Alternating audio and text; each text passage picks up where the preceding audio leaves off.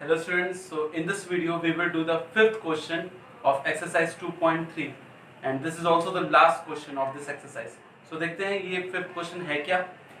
So question है give example of polynomial px, qx, gx, rx will satisfy division algorithm.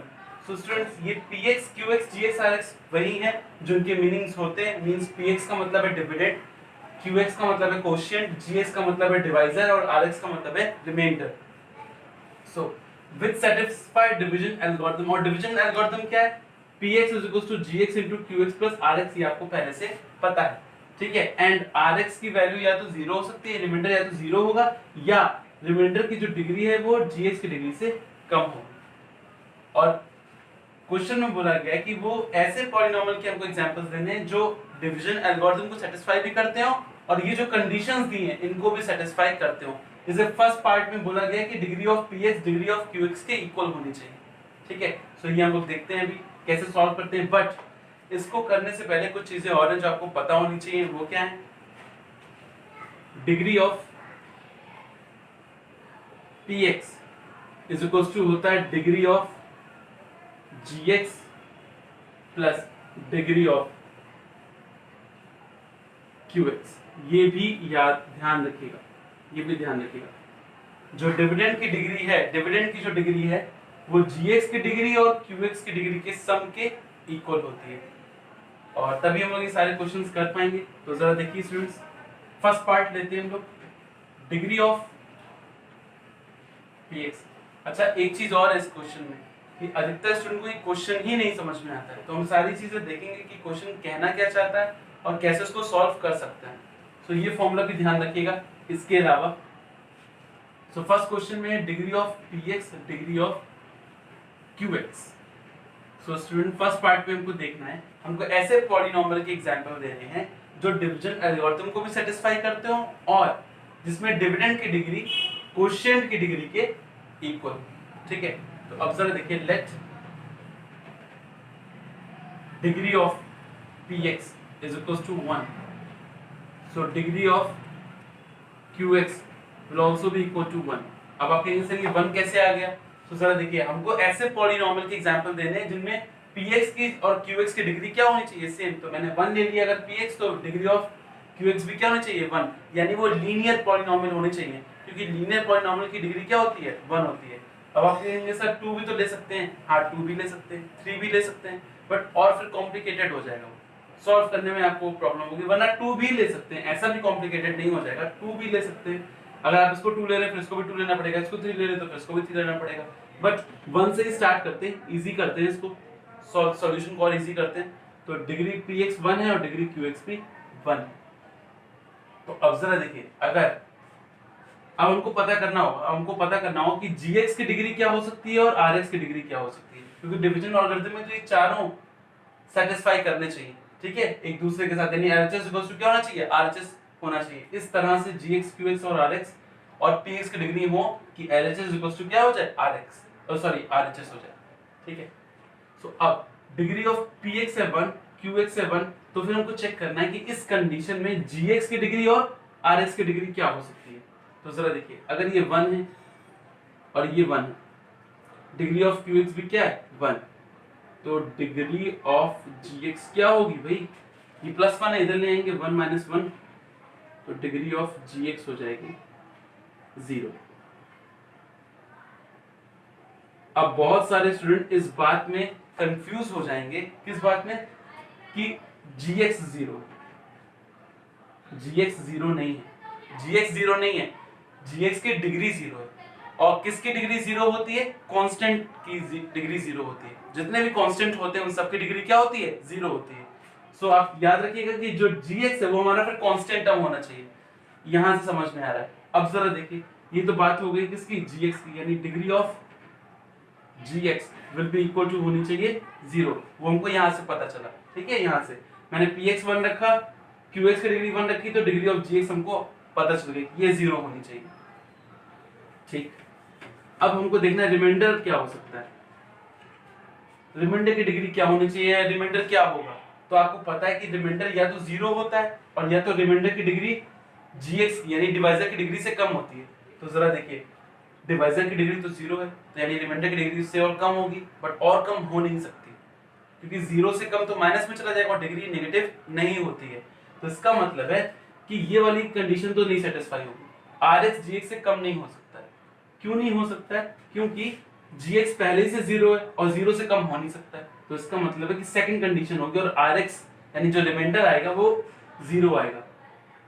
ये बात समझ में आ रही है? रिमाइंडर क्या होना चाहिए? 0 होना चाहिए। तो Rx हमारा हो जाएगा 0। जरा देखिए, मैं यहाँ पे डिग्री ऑफ Rx 0 नहीं लिख रहा हूँ, Rx की वैल्यू ही 0 है, ठीक है। और यहाँ पे डिग्री 0 है, डिग्री 0 का मतलब है कि वो कांस्टेंट होगा, ठीक है। सो स्टूडेंट्स, अब हमको Px ऐसा लेना है जिसकी डिग्री 1 हो, Qx ऐसा लेना है जिसकी डिग्री 1 हो, Gx ऐसा लेना है जिसकी डिग्री कांस्टेंट हो, और Rx ऐसा लेना है कि जो 0 हो, Rx 0 होगा, ठीक है। तो अब जरा देखिए, इसमें हम लोग एक चीज करते हैं। क्या चीज करते हैं कि RHS को अज्यूम करते हैं और उसको सॉल्व करते हैं और जो आता है वही हम लोग Px ले लेते हैं। वो भी मैं करके दिखाता हूँ। नहीं समझ में आ रहा है? अभी मैं करके दिखाता हूँ। चलिए Qx लेते हैं, RHS की बात करते हैं, Gx Qx और Rx की बात करते हैं। ये तो यहाँ पे पता चल गया कि किसकी क्या डिग्री होनी चाहिए। तो अब Qx है 1 डिग्री वाला, तो उन्होंने Qx को ले लिया, मैंने x+4 ले लिया। अब Gx की डिग्री है कांस्टेंट, तो Gx कांस्टेंट इसका मतलब है, याद रखिएगा, डिग्री 0 है, Gx 0 नहीं है, Gx की वैल्यू 0 नहीं है, और डिग्री 0 का मतलब कांस्टेंट। मैं बार बार इसलिए बता रहा हूं ताकि कंफ्यूज ना हो।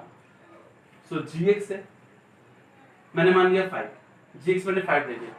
अच्छा, Rx तो हमारा 0 होगा। अब हम क्या करेंगे, अब हमको Px भी पता करना है कि Px क्या होगा। तो जरा देखिए, Px पता करने के लिए आप इसका RHS सॉल्व कर दीजिए। RHS सॉल्व करने का मतलब है कि Gx into Qx plus Rx कर दीजिए। तो Gx कितना है? 5, Qx है x+4 और Rx है 0। सो 5x plus 20, और ये 0 तो लिखेंगे नहीं, और ये जो आएगा सॉल्व करने पे यही हमारा Px होगा, ठीक है। फिर से एक बार बता दे रहा हूँ क्या करेंगे। एक बार जब ये सारी चीजें पता चल जाएंगी, उसके बाद हम लोग इसका RHS वाले पार्ट सॉल्व कर देंगे। कैसे सॉल्व करेंगे? Gx Qx आप कुछ भी ले सकते थे, x+4 की जगह x+3 भी ले सकते थे, x+7 भी ले सकते थे, लेकिन 1 डिग्री वाला ही लेना है, ठीक है, यानी लीनियर पॉलिनोमियल ही लेना है। और Gs की जगह पे भी आप कुछ और ले सकते थे, 5 लिया आप 7 ले सकते थे, 3 ले सकते थे, 2 ले सकते थे, कुछ भी ले सकते थे, बट Rx आपको 0 लेना होगा, ठीक है। और फिर आप क्या करोगे, आप ये करोगे कि Qx into Gx और प्लस Rx को सॉल्व कर लोगे। सॉल्व करोगे तो आपका आएगा 5x plus 20, और जो आएगा वही आप क्या कर लोगे, क्योंकि ये किसके इक्वल होता है? Px के। इसी को आप Px मान लोगे, ठीक है। यही आपका Px हो जाएगा 5x plus 20, ठीक है। ये रफ में करोगे आप, ये रफ में करोगे। अब यहाँ पे क्या करेंगे, late Qx is equals to x+4, Gx is equals to 5, Rx is equals to 0 and Px is equals to 5x plus 20। तो अब जरा देखिए, यहाँ पे हम लिखेंगे डिवीजन एल्गोरिथम।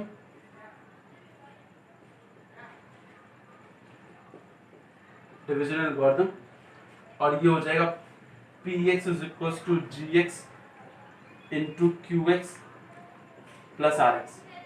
सो Px है हमारा 5x plus 20।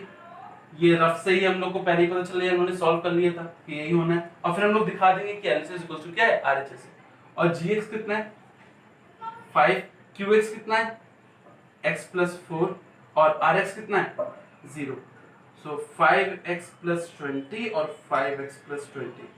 So LHS equal to RHS। इसका मतलब है कि सेटिस्फाई हो गई डिवीजन एल्गोरिथम। आई होप कि आपको क्लियर हो गया होगा, और अगर नहीं हुआ तो सेकंड क्वेश्चन भी करते हैं तो और क्लियर हो जाएगा। जो भी कंफ्यूजन है वो इसमें दूर हो जाएंगे, ठीक है। सो स्टूडेंट, देखते हैं second question. So second question में degree of Qx degree of Rx के इक्वल होनी चाहिए। तो हम लोग लिखेंगे यहाँ पे लेट डिग्री ऑफ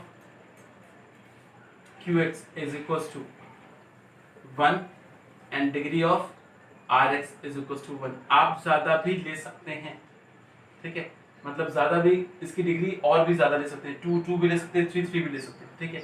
अब हमको पता करना है कि डिग्री ऑफ Px कितनी होनी चाहिए और डिग्री ऑफ Gx कितनी होनी चाहिए, ठीक है। तो जरा देखिए, हमको ये पता है कि जो डिग्री ऑफ Gx है वो Rx से ज्यादा होती है, और अगर Rx से ज्यादा होती है तो इसका मतलब है कि ये 1 है, आर एक्स का 1 है तो ये 2 भी हो सकता है, 3 भी हो सकता है, 4 भी हो सकता है, but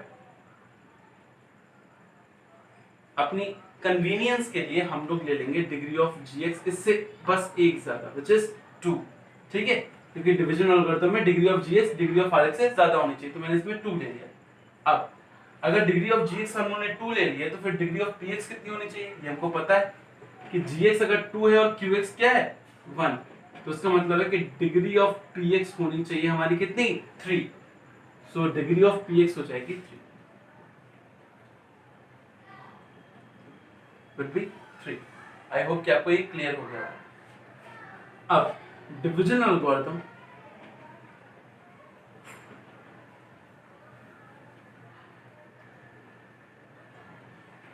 px is equals to gx into qx plus rx।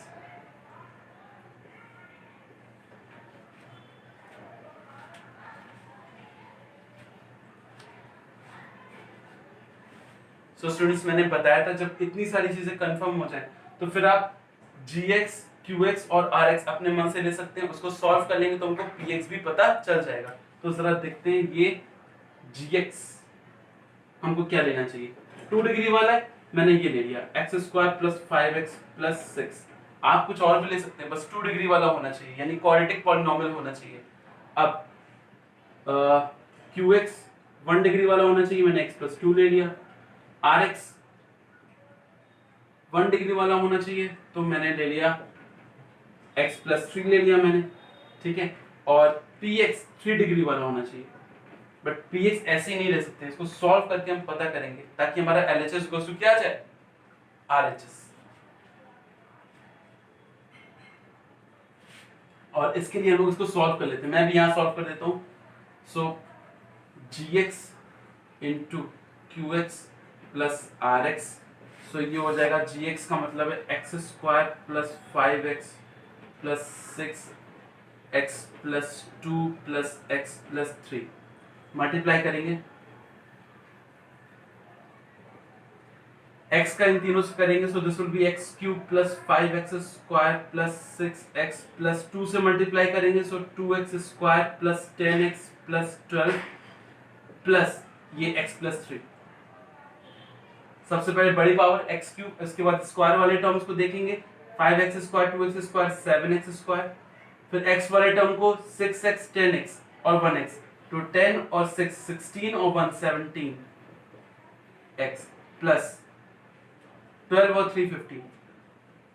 सो ये हमारा हो जाएगा px। सो px है x³ plus 7x² plus 17x plus 15, ठीक है। इसको मैं रफ कर देता हूं।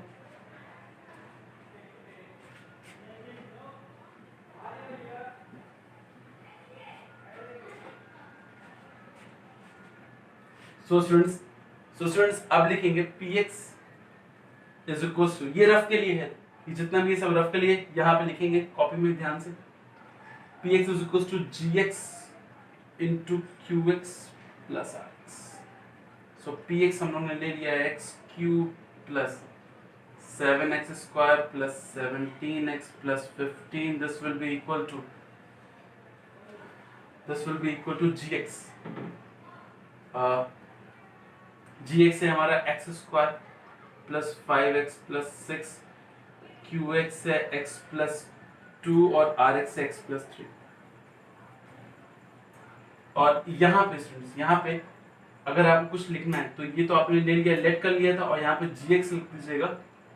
रीजन अगर आपको लिखना है, रीजन कि क्यों ये आया, तो यहाँ पे लिख दीजिएगा since degree of gx will be greater than degree of rx, ये इसका रीजन हो जाएगा। और इसके रीजन में लिख दीजिएगा since degree of px will be equal two degree of gx and plus degree of